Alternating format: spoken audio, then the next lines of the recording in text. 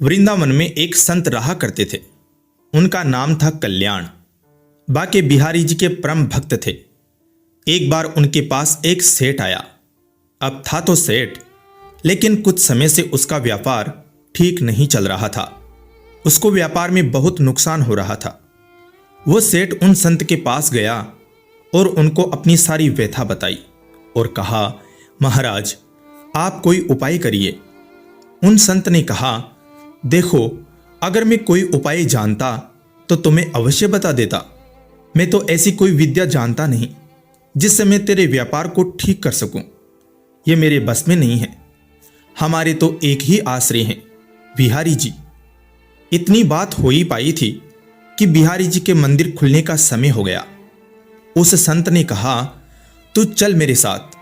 ऐसा कहकर वह संत उसे बिहारी जी के मंदिर में ले आए और अपने हाथ को बिहारी जी की ओर करते हुए उस सेठ को बोले, तुझे जो कुछ मांगना है, जो कुछ कहना है, इनसे कह दे। ये सबकी कामनाओं को पूर्ण कर देते हैं।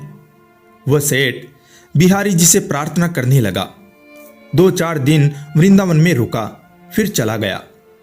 कुछ समय बाद उसका सारा व्यापार धीरे धीरे ठीक हो गया। फिर वो समय समय पर वृंदावन आने लगा, बिहारी जी का धन्यवाद करता। फिर कुछ समय बाद वह थोड़ा अस्वस्थ हो गया। वृंदावन आने की शक्ति भी शरीर में नहीं रही। लेकिन उसका एक जानकार एक बार वृंदावन की यात्रा पर जा रहा था, तो उसको बड़ी प्रसन्नता हुई कि यह बिहारी जी का दर्शन करने जा रहा है। तो उसने उसे 750 रुपये दिए और कहा कि यह धन तू बिहारी जी की सेवा में लगा देना और उनको पोशाक धारण करवा देना। वह भक्त जब वृंदावन आया तो उसने बिहारी जी के लिए पोशाक बनवाई और उनको भोग भी लगवाया। लेकिन इन सब व्यवस्था में धन थोड़ा ज्यादा खर्च हो गया।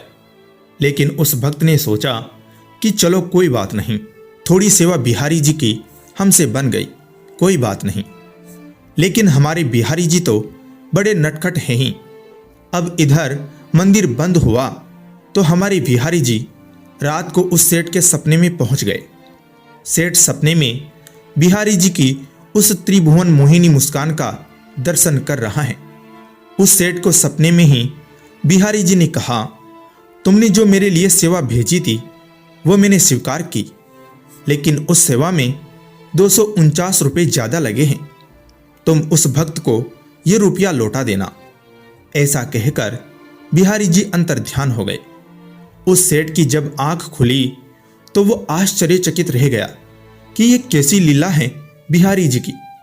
वह सेठ जल्द से जल्द उस भक्त के घर पहुंच गया। लेकिन उसको पता चला कि वह तो शाम को आएंगे। जब शाम को वह भक्त घर आया तो सेठ ने उसको सारी बात बताई। तो वह भक्त आश्चर्यचकित रह गया कि यह बात तो मैं ही जानता था और तो मैंने किसी को बताई भी नहीं। सेठ ने उनको वह 249 रुपये दिए और कहा, मेरे सपने में श्री बिहारी जी आए थे, वही मुझे ये सब बात बताकर गए हैं। ये लीला देखकर वह भक्त खुशी से मुस्कुराने लगा और बोला, जय हो बिहारी जी की।